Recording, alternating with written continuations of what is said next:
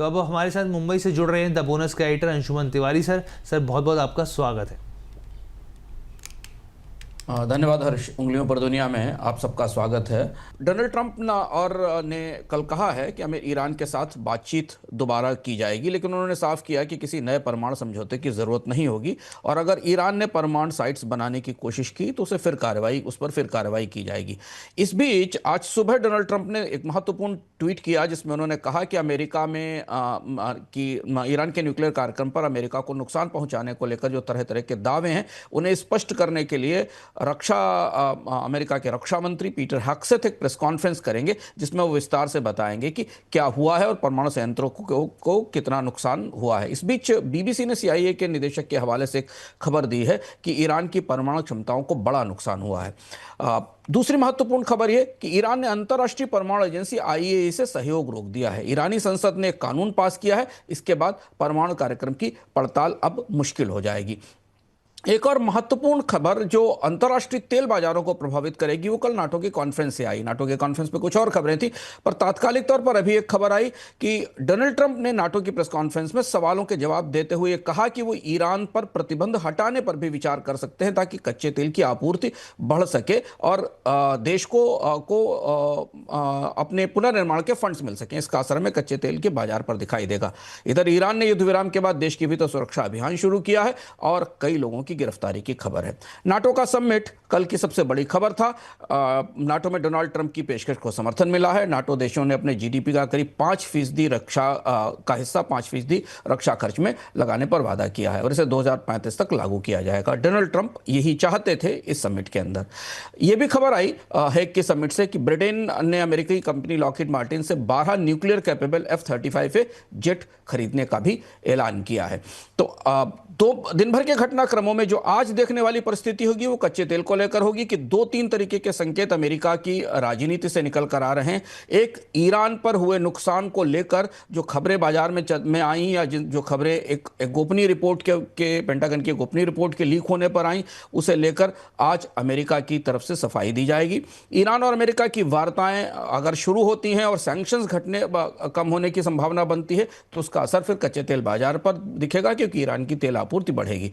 इधर आर्थिक खबरों में फेडरल रिजर्व के चेयरमैन जेरोम पावेल कल अमेरिकी सीनेट के पैनल के सामने पेश हुए।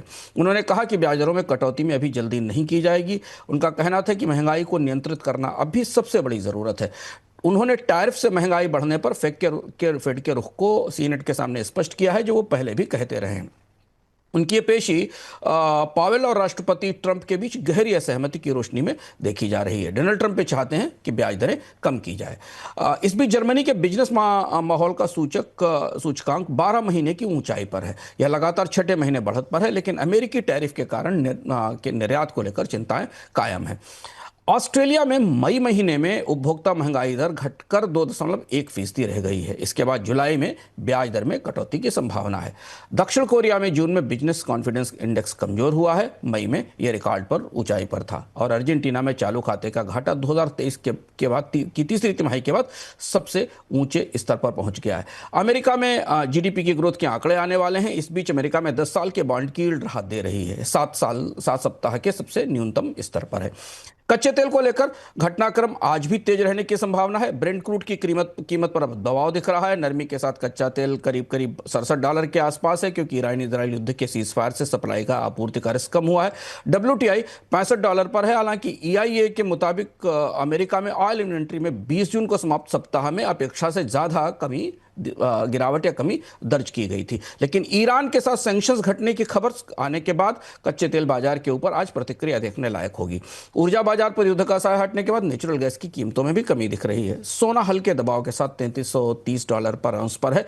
स्टील की कीमतों पर दबाव जारी है। अंतर्राष्ट्रीय स्तर पर आपूर्ति भी अधिक है और मांग में भी कमी है। एग्री कमोडिटी में कुछ तेजी दिख रही है। सोयाबीन, गेहूं और पाम बढ़त पर है।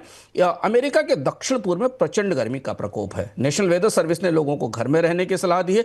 कुछ हिस्सों में पावर इमरजेंसी घोषित की गई है। ग्रिड पर असर पड़ने का खतरा है। खेती पर इस गर्मी के असर के आकलन किए जा रहे हैं जो अगले 1-2 दिन में स्पष्ट होंगे।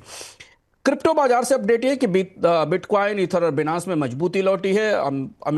ईरान और इजरायल के बीच युद्ध विराम के बाद क्रिप्टो बाजार अब स्थिर हो रहा है और मजबूती दिखा रहा है। अमेरिका में कॉइनबेस का स्टॉक 52 सप्ताह की ऊंचाई पर पहुंच गया। एनालिस्ट से क्रिप्टो सर्विस का अमेजन बता रहे हैं।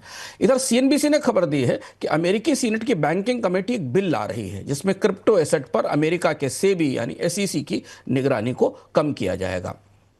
मुद्रा बाजार में डॉलर की कमजोरी का असर सभी मुद्राओं में दिखा है। जैसे ही स्थितियां सामान्य हुई हैं, कच्चा तेल घटना शुरू हुआ है, डॉलर में कमजोरी वापस लौट रही है और इसलिए दुनिया भर की सभी मुद्राएं उसकी तुलना में मजबूत हैं। कारपोरेट घटनाक्रम बड़े हैं और जिसका खबर हमें दुनिया के बाजारों पर असर हमें दुनिया के बाजारों पर दिखाई देगा। तेल कंपनियों के बीच जो बड़ी खबर आई है वो ये है कि रॉयल डच शेल अपनी प्रतिस्पर्धी ब्रिटिश कंपनी बीपी का अधिग्रहण करने की तैयारी में है। ब्लूमबर्ग की खबर है कि बीपी की वित्तीय स्थिति चुनौतीपूर्ण है और रॉयल डच शेल ने इसके अधिग्रहण की तैयारियों के संकेत दिए हैं। ऑस्ट्रेलिया की एंटरटेनमेंट कंपनी और कसिनो कंपनी स्टार कसिनो का संकट टलता दिख रहा है। ग्रुप बेहद संकट में था, पर इसे $195 मिलियन का बेल आउट पैकेज मिला है। अमेरिका की कसिनो कंपनी बैलीज कॉर्प ने इसमें प्रमुख निवेशक के लिए प्रस्ताव दिया है। चीन की BYD ने इलेक्ट्रिक व्हीकल के उत्पादन में की गति में कमी की है और उत्पादन में कटौती कर रही है।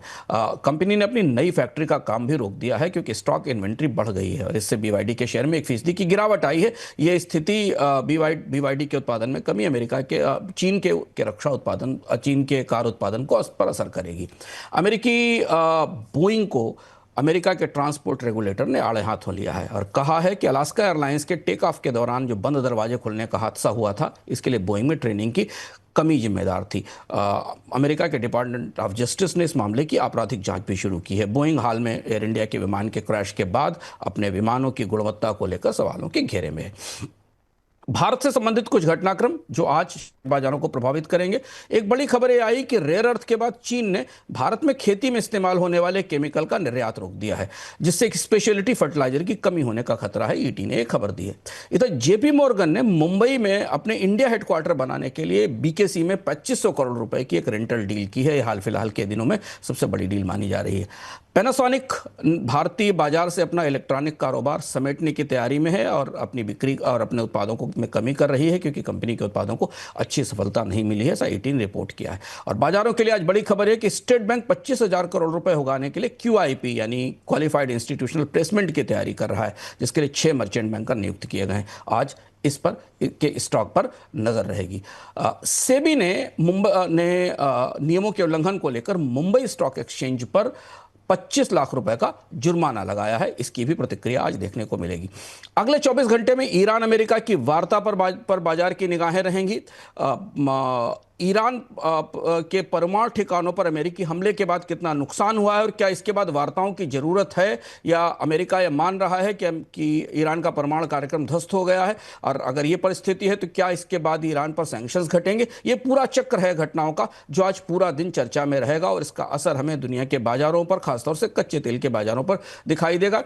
इसके बाद अमेरिका में GDP के डेटा आएंगे, चीन में PMI का डेटा मिलेगा।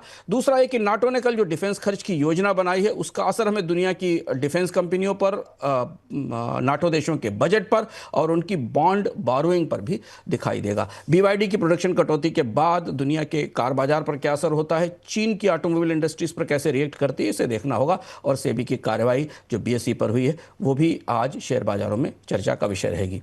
उंगलियों पर दुनिया में आज इतना ही। वापस चलते हैं हर्ष के पास, नोएडा स्टूडियो। बहुत बहुत धन्यवाद सर तमाम खबरों के विश्लेषण करने के लिए।